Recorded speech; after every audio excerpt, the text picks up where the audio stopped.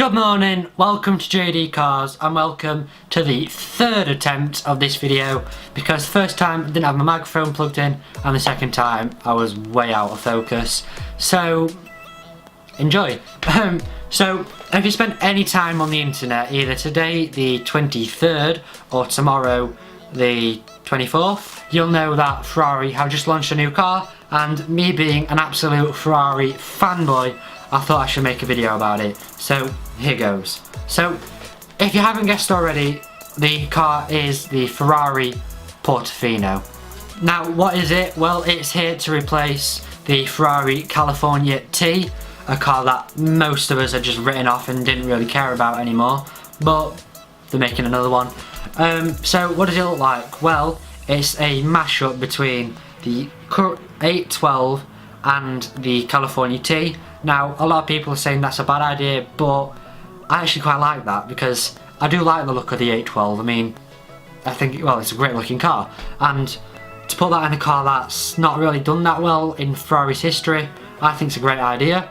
It probably will sell better now. If you didn't know, it's named after an Italian fishing village, because what doesn't scream supercar like a fishing village?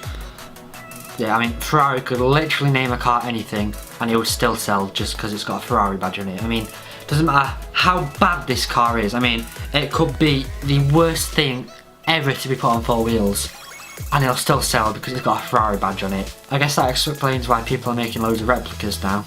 So yeah, about the car, it has a 46 to 54 weight distribution, meaning 46 to the front, 54 to the rear. I'm not very good at this angle of cars, so tell me if I'm doing it wrong. And it features Ferrari's eDiff 3, which no idea what it's about again, so if you do know, leave it in the comments. And it is the first GT car in Ferrari's range to have electric power steering. Now, put that in any other Ferrari and I would be annoyed, because who wants electric power steering in a Ferrari?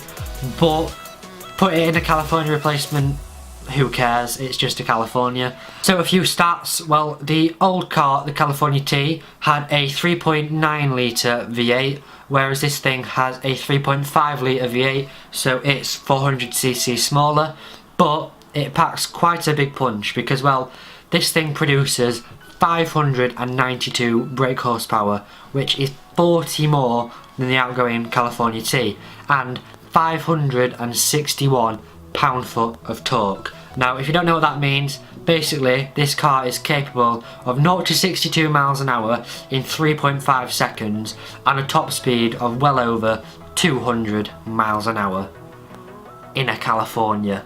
Right, a few opinions. Well, I think it's probably going to do well in America because California's always been more aimed at an American market, because especially in the UK there's not much call for a convertible GT car Ferrari. So if you want a convertible Ferrari, you're going to get a 488 Spider. So yeah, we aren't really that interested in it over here.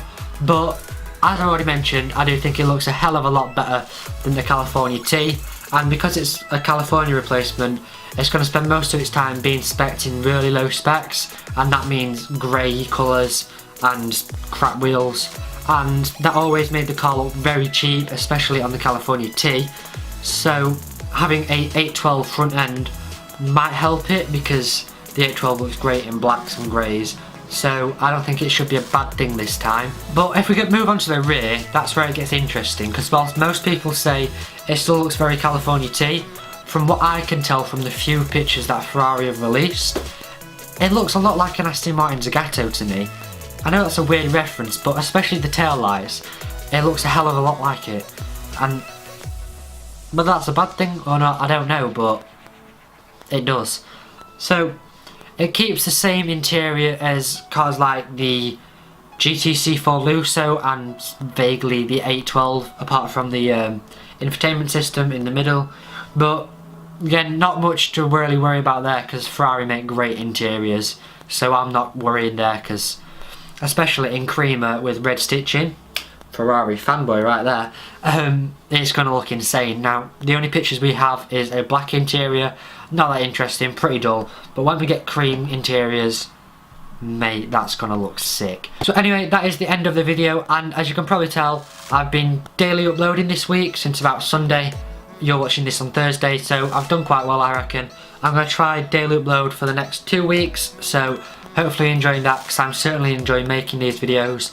But as always, let me know your opinions of the car in the comments box down below, and if you enjoyed this video, drop a like or leave a comment, subscribe if you're new, and I'll see you next time.